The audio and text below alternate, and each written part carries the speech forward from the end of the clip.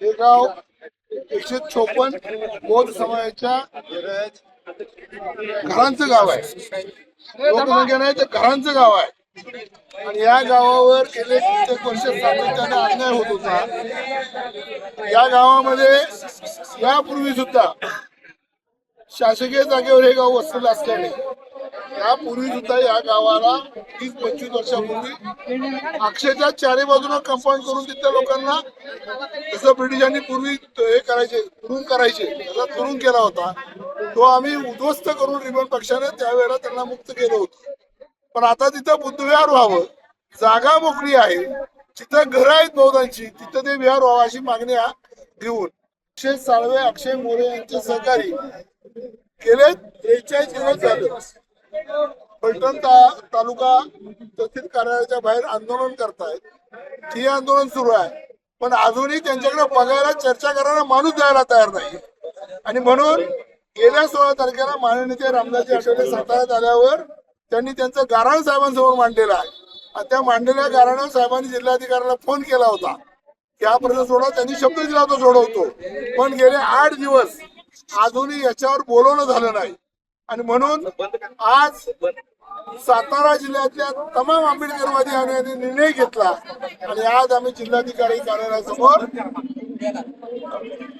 आरबीआयच्या वतीनं अर्धनग्न आंदोलन करतोय. खरं तर आम्ही सभ्यता का बाळगलेली, तर आमच्या सोबत आमच्या बहिणी आहेत, आमच्या आया आहेत, आणि म्हणून आमची सभ्यता अजूनही निश्चिंत आहे.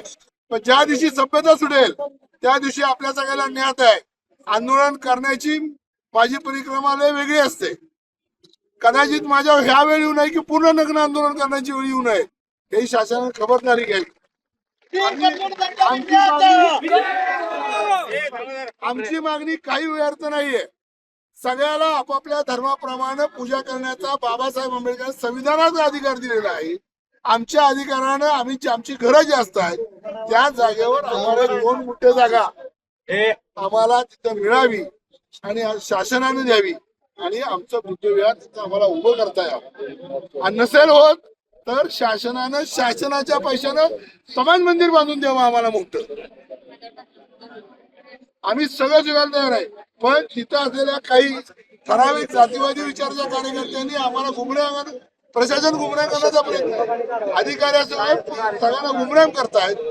इथं जागा आहे, तिथं जागा आहे, ज्या जागा आहेत ते 700-800 स्क्वेअर फूटच्या आहेत.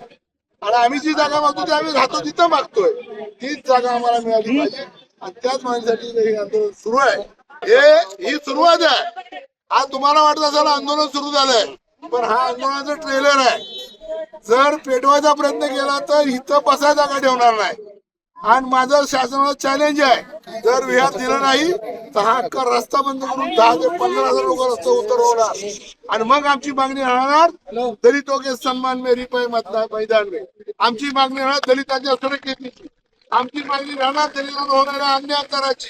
आमची मागणी राहणार या देशात आमचं हडपलेलं महाबुद्धविहार मुक्त करण्याची. आणि त्याचबरोबर साखरवाडीमध्ये नवं बुद्धविहार शासनानं उभं करून देण्याची. मग मात्र आम्ही चिडलो तर थांबणार नाही, याची खबरदारी घ्या आणि आम्हाला लवकर न्याय द्या. बाबा बुद्धाने सांगितलेलं शांतीच्या मार्गाने मिळवा. 43 दिवस शांतीच्या मार्गाने आंदोलन सुरू आहे. आज आमचा बांध फुटलेला आहे आणि फुटलेला बांध म्हणून आम्ही आधी चालवलोय, बाकी आमचं काही नाही.